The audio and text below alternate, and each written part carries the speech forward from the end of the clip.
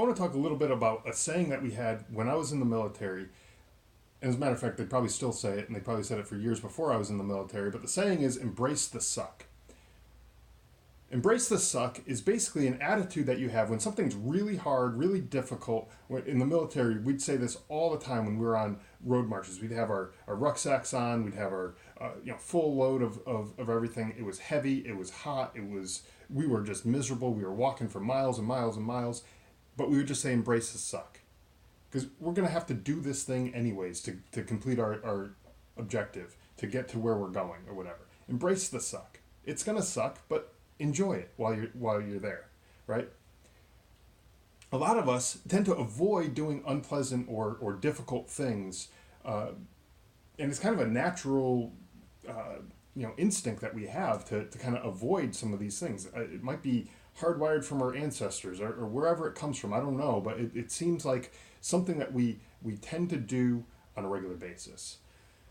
We tend to avoid these things because they're just not producing the results that we're expecting from the amount of effort that we're putting in. But sometimes we quit on ourselves too soon for not, and we don't end up living up to our full potential. Think about the last time you went on a diet, or if you know someone who went on a diet, or maybe created a New Year's resolution. This is the year I'm going to lose weight, or this is the year I'm going to quit smoking, or quit drinking, or whatever the resolution might have been. You make that initial, New Year's Day in the first week after New Year's, you're all in. You're all in about it, and it does suck that first week or so. But then you're not seeing quite the same results that you were expecting. Maybe you join a gym and you're not losing quite as much weight as you thought you would after that first week, or you start lifting weights and you're not seeing the muscle definition and things like that, right? And so you're like, well, what am I even doing this for? Why am I going to wake up at 5:00 in the morning and go to the gym when I'm not really seeing any results? What difference does it make if I do it or don't? And so you quit.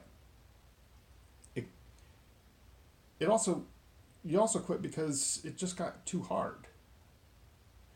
You could keep doing it, but it's inconvenient, and for the results that you're getting, it just doesn't seem like it makes sense to do. Now, this next part, it might seem like I'm going off on a tangent, but bear with me here.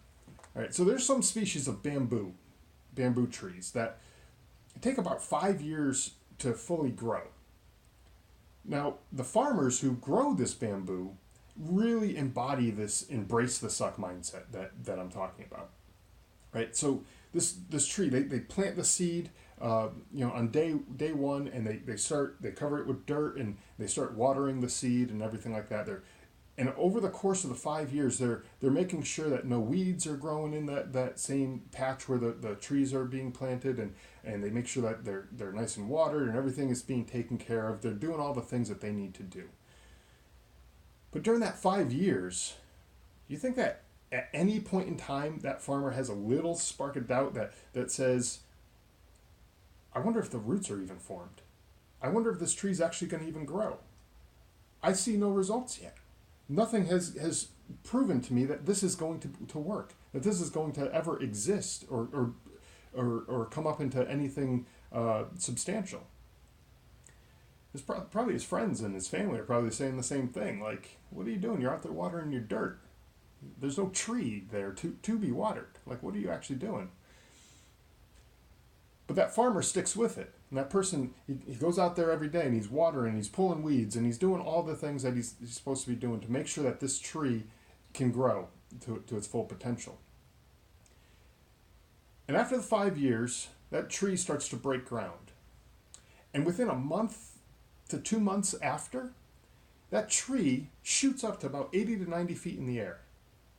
Right? So someone from the outside looking in might just see all of a sudden there's this tree that just magically appeared over the course of the last few weeks. But that's not the full story. The full story is what happened during the 5 years before that tree broke ground. The full story is the countless days and nights of that farmer going out there watering his plants and pulling the weeds and everything else out of there to make sure that those trees had the best chance possible to grow. So it might seem like that farmer was an overnight success. And many businesses are kind of the same way if you think about it. You might have just heard about this new business with a new product, new service, whatever, and it might sound like, wow, they made it. This is like an overnight success. Like they just started and everything just fell into place for them. Those guys, real lucky, right? But what you don't hear about is all the struggle that they had, all the failed ideas that they had before that, all the reiterations of redoing their brand and maybe introducing new products or new services to finally come up with something that the customer is really going to want, right? You didn't see all those struggles, all those late nights, all the working out of their garage or their basement or whatever to finally get to that nice flashy office that they talk about or whatever, So it might seem like they're an overnight success, but there's probably a lot of failures involved with that success. Now think about your business or whatever it is that you're doing that you might be struggling with. There might be times when, yeah, you need to throw in the towel because maybe it's just not a good idea, or maybe it's something that's just not possible to do, right? I'm not talking about those things. I'm talking about the things that are just too hard for you right now. The things that you think should be going a lot faster, a lot smoother, or whatever, but some of these things just take time, right? So don't quit on your idea. If you really believe that it's a good idea and that people are actually going to be interested in what it is that you're providing, don't quit too soon. Because if you do, your business, your idea, whatever it is, that seed that you've planted is never going to break ground. And you're never going to have that overnight success that the other companies have had. So give it time.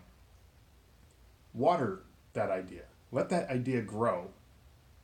Take out all the weeds, all the bad stuff that's holding it back from truly forming those strong root system and breaking ground. Once when it breaks ground, you'll appear as if you're that overnight success to everybody else. But you'll know all the hard work, just like that bamboo farmer knew all the hard work that went into growing that tree. You'll know all the hard work that went into making yourself look like that overnight success.